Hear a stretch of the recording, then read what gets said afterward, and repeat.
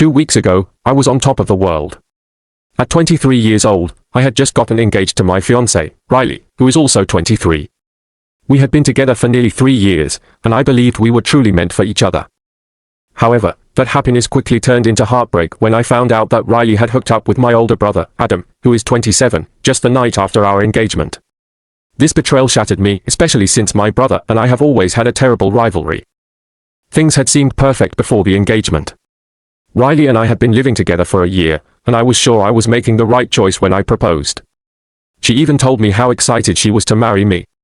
Yet, the very next day, she betrayed my trust with my brother. Adam, who has always been more athletic and popular than I am, seemed to rub the situation in my face, clearly enjoying my pain. This shocking incident left me feeling incredibly upset and angry.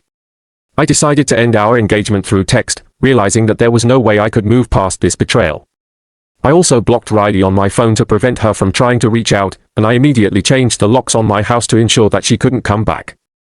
Living together had given me the impression that we had a strong bond, but in a single night, she had thrown it all away. The relationship between Adam and me has never been good. Growing up, he was often my bully, taking advantage of our sibling rivalry. It didn't help that I lost my father in an accident when I was just a baby, leaving me without any real memories of him. Adam had some memories, which created a wedge between us. My mother was a single parent, and she had to focus on providing for us, leaving little time to manage our conflicts.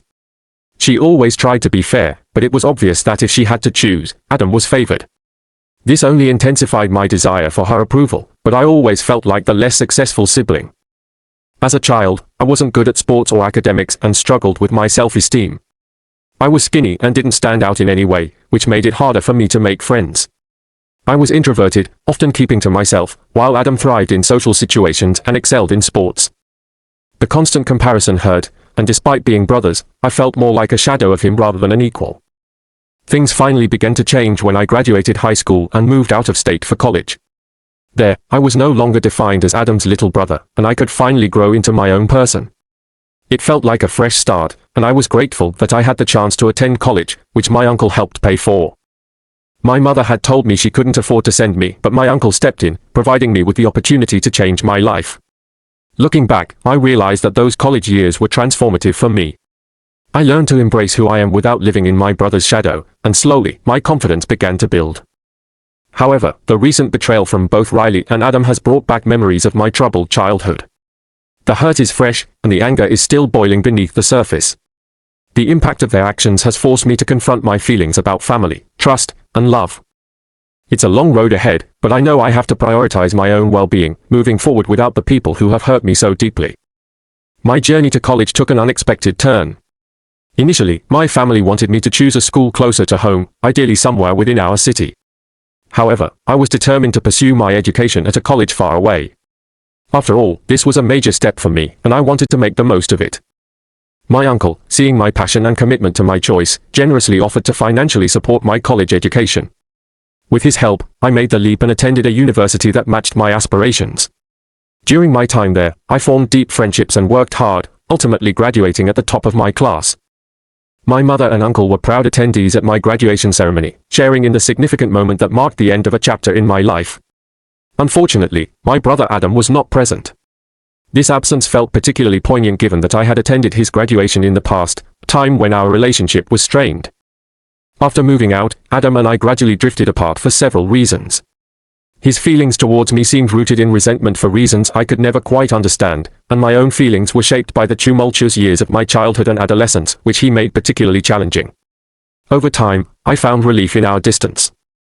We only crossed paths during family holidays or birthday celebrations. As the years went by, this became our unspoken arrangement. Although we shared the same blood, our connection felt tenuous. I did reach out to him with a message of sympathy when he faced a significant setback a couple of years ago. Adam had decided to quit his job in pursuit of starting his own business, but unfortunately, things did not go as planned. He failed miserably. His financial situation spiraled, and my uncle and mother had to intervene to help him, bailing him out of debt. After this financial crash, Adam moved back into our mother's house for a few months while he worked to regain his footing. Eventually, he found a new job, but it wasn't the same caliber as his previous position. He accepted it nonetheless, eager to move out of his mother's home, feeling the weight of embarrassment for living with her in his 20s. This was relayed to me by my uncle, and it was disheartening to hear how much Adam's life had unraveled. I genuinely felt compassion for him and reached out to offer words of consolation. However, perhaps due to his fragile state, he misinterpreted my message as taunting or boasting, resulting in him blocking me and ignoring my attempts to reach out during the following holidays. When we did meet at family gatherings, we aimed to maintain a semblance of civility, exchanging greetings that were often cold.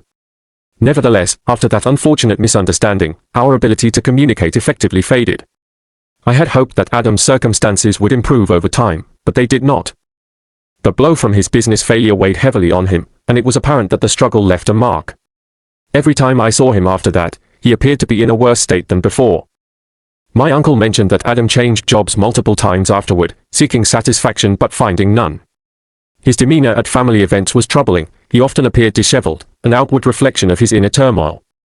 He seemed lost, either drinking too much or staring blankly into the distance, and it broke my heart to see him like that. While resentment from our past still lingered, it became increasingly difficult to harbor those feelings towards someone who was visibly suffering. My uncle always tried to include Adam in family activities, but he often chose to leave early, withdrawing from the connections that once tied us together. I had also been bringing my partner Riley to these gatherings. Having been together for a year, she was aware of the complexities of my relationship with Adam and even expressed concern for his well-being, but there was little either of us could do to change his situation. Fast forward to 2 weeks ago, when Riley and I got engaged. The setting was my uncle's house during his birthday dinner. I coordinated with him beforehand to ensure he was comfortable with my proposal happening at his celebration, and he was supportive of my plan. With the entire family present and the beautiful garden outside, it felt like the perfect moment. I even invited Riley's parents to join us, planning for them to arrive just after my proposal to keep the occasion a surprise for her. Once my uncle finished cutting the birthday cake, I took Riley outside and popped the question. When she said yes, we returned inside to share the joyful news with everyone gathered to celebrate. In the flurry of excitement, I noticed Adam slipped away just moments after my announcement. It didn't strike me as unusual since he typically left family gatherings early anyway. Riley and I basked in the joy of our engagement that night, and she didn't mention anything about Adam's departure, which I later thought was a bit odd but didn't dwell on in the moment. The night was about celebration, love, and new beginnings, overshadowing the tension of the past. She didn't mention anything about Adam or his strange behavior after we returned home, which was unusual for her.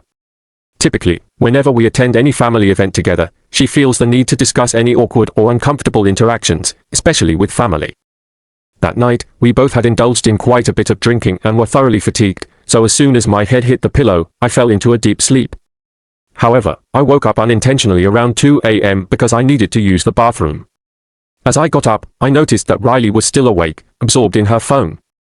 Curious, I asked her who she was talking to, and she casually responded that she was chatting with a couple of her friends about our engagement. Her explanation seemed innocent enough, so I didn't think much of it and went back to sleep shortly after. 2 days later, while I was at work, I received a flurry of text messages from Adam. This was completely unexpected, especially since the last time we spoke, he had blocked me. The messages contained screenshots of his conversations with Riley, where they were making plans to meet up and hook up. The messages revealed how Adam had reached out to congratulate her on our engagement. In that conversation, Riley asked why he hadn't stayed for the rest of the evening. He replied by saying he was upset about various things and wanted to leave to avoid intruding on my happiness. He went on about how we were never really friends and that he felt it was inappropriate for him to be present at such a significant occasion for me, so he decided to leave. His portrayal of himself came across as that of a sad, unwanted puppy. The reality, however, was that I genuinely wouldn't have minded if he stayed for the evening. His true intention was to garner sympathy from Riley, making it easier for him to manipulate her. And that's precisely what unfolded. Riley began comforting him, telling him that someone special was out there for him. She even praised me, insisting that I was a great guy and expressing regret if he felt bad about what transpired between us. Adam then responded by lamenting that he would never find someone like Riley, which led to him dismissing the idea of searching for a new partner altogether. The conversation quickly turned flirty, and they began making plans to meet up. I discovered later that she did, in fact, go over to his house the night after our engagement. She had told me she would be spending the night at a friend's place to share the news of our engagement. Adding to the shock, Adam later sent me pictures of Riley's clothes tossed on his bed. That was the moment everything hit me hard. It was a sickening and disgusting betrayal that I never saw coming. Overwhelmed with disbelief and heartache, I decided to take the rest of the day off from work and rushed home after receiving Adam's messages. I was sobbing uncontrollably, consumed by disappointment and anger, but I managed to make a decision. I knew I needed to change the locks on the door and begin packing Riley's things. I threw anything I could find that belonged to her into a cardboard box, placing it just outside the door. By the time I finished, it was close to the time she would be coming home. I hadn't seen her since the night before because she had mentioned going straight to work from her friend's place. But now, I realized she must have gone to work from Adam's house. I initially thought I would break up with her face to face, but after considering everything, I decided it wasn't worth my time or effort. She had cheated on me less than 24 hours after I proposed to her, after she had promised to spend the rest of her life with me. My feelings of hurt and betrayal drove me to end things via text message. I sent her a message stating that I knew about her hookup with Adam and that I no longer wanted to be with her. I told her she disgusted me and informed her that her belongings were outside the door, allowing her to simply take the box and leave. I made it clear that I didn't want to see her again and added that if she had forgotten anything, she could come back later to collect it. Once I sent the text, I blocked her number, wanting to cut all ties. A few minutes after my message went through, I heard a frantic knocking at the door. It was Riley, and she was pleading with me to let her in.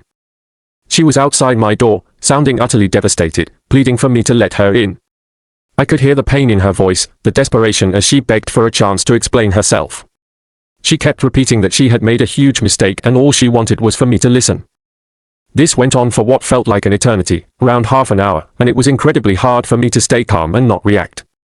She tried everything to get through to me. She cried, tried to manipulate the situation, and continued to beg. Finally, after exhausting every option, she left. To be safe, I didn't open the door for about an hour after she had gone. I wanted to make sure she wasn't sitting outside, waiting for me to change my mind. Once I felt confident that she had truly left, I ordered some takeout for dinner.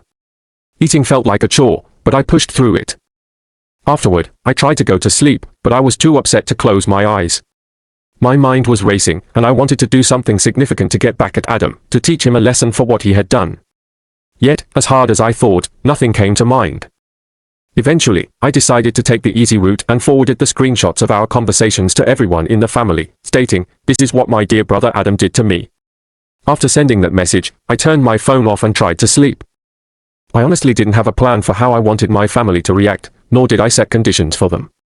I figured they would respond however they felt best. The responses from my family were overwhelming. They expressed sympathy and told me they had blocked Adam, vowing to cut him off completely from their lives. The shock of what Adam had done to me rippled through the family, and many reached out to console me. However, my mom didn't talk to me during the first few days after I sent that message. When she finally visited, she looked very upset.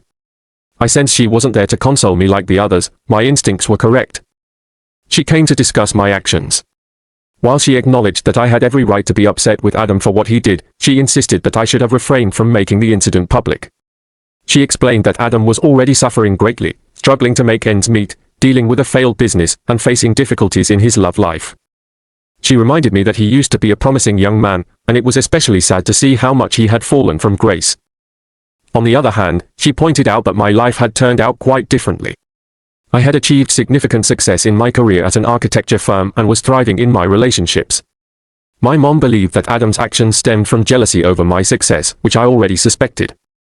I had worked extremely hard to reach where I am now, and if Adam had taken the time to research his business venture instead of rushing into it, he might not have faced such failure. As my mother continued to express her views, I couldn't shake the feeling that she was trying to justify Adam's betrayal. I interrupted her, questioning if she was truly trying to excuse his actions simply because his life was sad and pathetic. After a moment of silence, she clarified that while what he did wasn't okay, I needed to understand his perspective and show some sympathy and forgiveness. She shared her concern that the family distancing itself from Adam had impacted him deeply, leaving him feeling miserable. Family gatherings were his only source of comfort, especially since he felt embarrassed to be around friends who were more successful. He had chosen to distance himself from them, and family was all he had left. While I understood her point, I felt no sympathy for Adam. He had made his choices, leading to the breakup with both me and Riley, and he deserved whatever consequences came his way. I was indifferent to his misery. He had brought this on himself, and I had no pity left for him. I felt no sympathy for him. My mother, however, insisted that I should take the high road. She believed it was important for me to speak to everyone involved and persuade them to give him a chance. Not only that, but she also wanted me to reach out to him directly to clear the air.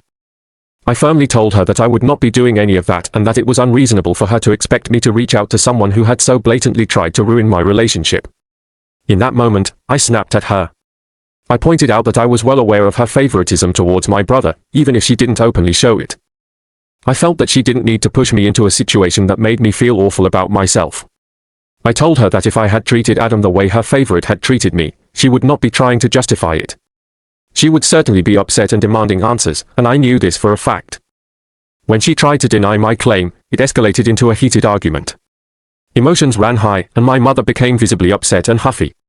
She stormed out of the house after declaring that she wouldn't speak to me until I reached out to Adam and sought to fix things. Now, a couple of days have passed, and my relatives have been checking in on me, mostly my uncle, who has been texting me daily. Riley has also been messaging me from time to time, hoping to win me back or at least have a conversation, but I haven't responded to her. I haven't blocked her yet, but I know that I will eventually have to. The most concerning part of this situation is that I haven't heard from my mother since our fight. I feel terrible about it. I had already acknowledged that my brother was her favorite. They always seem to have this unexplainable bond. It's something I noticed even as a child, but my mother never openly favored anyone until now. This leaves me feeling confused by her actions and statements. While I am content with my life overall and not in a deep emotional state, I do want my mother to be a part of it. However, I strongly disagree with her stance on Adam and Riley's actions, which complicates things even further. I have been reflecting on whether I should send my family proof of my brother and my fiancée cheating on me. It has been a challenging situation to grapple with. As I look for guidance and validation from others, many have shared their thoughts on the original post I made. Their support has been overwhelming, allowing me to realize that I am not in the wrong here. My mother's words had made me doubt myself, but it's clear that I have no obligation to reach out to anyone who has hurt me. Talking to my uncle about the situation provided some relief. Initially, I hesitated to share this with anyone because it felt too personal, but my uncle is family, and speaking with him made a significant difference. He confirmed what I had suspected all along: my mother has consistently favored Adam over me. While it wasn't always obvious, it was certainly there, and anyone paying attention could see it. My uncle expressed his sympathy for what I have been going through, understanding how I felt about Riley and the shock of her betrayal with Adam. It was truly upsetting, yet I have come to terms with it, feeling that I might have dodged a bullet in a way. While I haven't fully moved on from Riley, I have faith that I will eventually. However, the real concern for me is my relationship with my mother. I do not wish to lose that bond, but if she continues to act in a way that makes Adam the victim in this scenario, I struggle to see a path toward reconciliation. My uncle advised me to consider letting go of the hope that my mother would change her mind and come around to talk to me.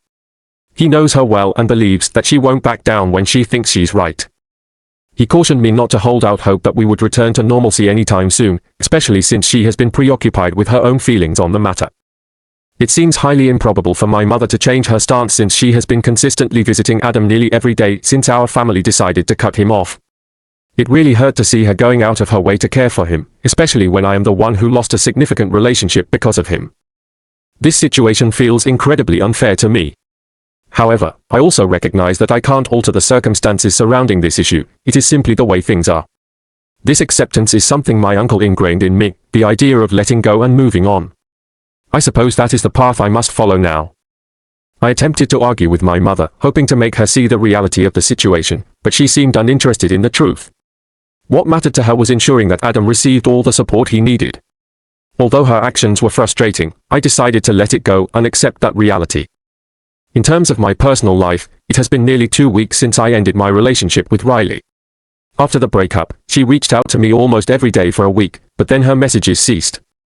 It was likely after she realized that pleading for me to take her back didn't work. I have no desire to engage with her or hear her explanation. I genuinely don't understand why she thought that sharing her side would change anything, as nothing can justify cheating in my eyes. Just yesterday, Riley contacted me again, saying she wanted to stop by and collect some of her belongings that she had left behind. This message prompted me to finally respond, as it seemed we were finally getting to the matter at hand. Instead of her constant pleas for a conversation, we could focus on the practical aspect of her retrieving her things. I agreed that she could come by today since I had taken the day off, making it a good opportunity to handle this.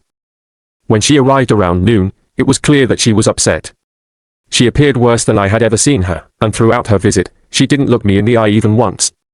I didn't say anything after letting her in. The air was tense with silence as she packed her belongings, while I sat on the couch, intentionally avoiding any eye contact. Once she finished packing, she announced that she was leaving.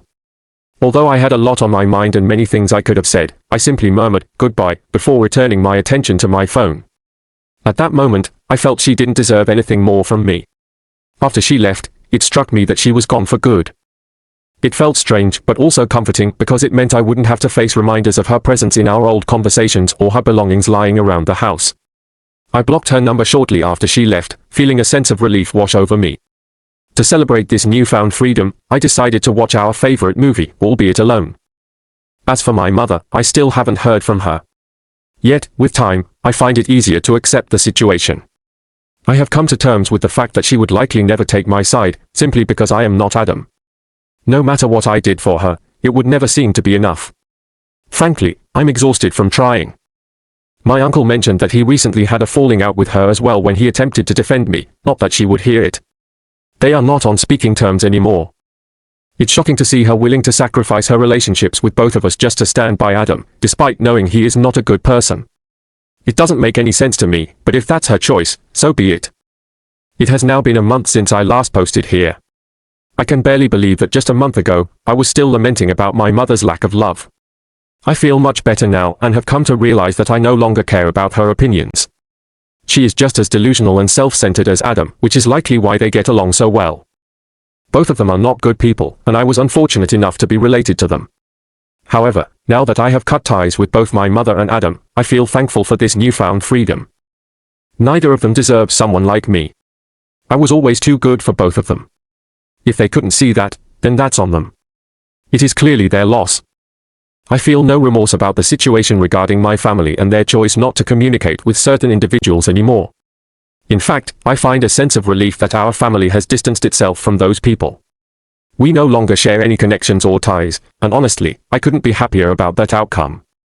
Since Riley returned to gather her belongings one last time, we haven't spoken at all. I made it clear that I wanted nothing to do with her anymore by blocking her on my phone, and many of our mutual friends followed suit when they learned the true reason for our engagement falling apart. Recently, my mother reached out to me, but it was surprising to see that she still feels no need to apologize for her actions. It's almost unbelievable. In our last conversation, she focused on Adam, saying he was suffering and had been diagnosed with clinical depression. I offered her the contact information for a psychologist, but beyond that, I was not willing to engage in further discussions about our family dynamics or encourage anyone to sympathize with him. To my dismay, she resorted to emotional manipulation, trying to tug at my heartstrings. She reminded me of her loss and expressed her fear of losing the two most significant men in her life due to an argument she dismissed as trivial. It was perplexing to hear her refer to this conflict as some petty incident over a girl, because in my memory, it was about my fiancée. That struggle was anything but trivial. Adam made a conscious choice to be with Riley, and it was an act designed to hurt me intentionally. Given the circumstances, my anger was justified, and I believe it was entirely reasonable for me to decide never to speak to him again. As for the rest of the family, they have distanced themselves from Adam and my mother due to their own actions, not because I pressured them into it. They made their choices based on their behavior, and I had no part in that decision-making process. If anyone is looking for someone to blame, they should reflect on their own actions rather than pointing fingers at me. This is the message I communicated to my mother before blocking her number. Now, I can genuinely focus on moving forward with my life. As for them, they can go their own way, and I have no interest in where that leads them.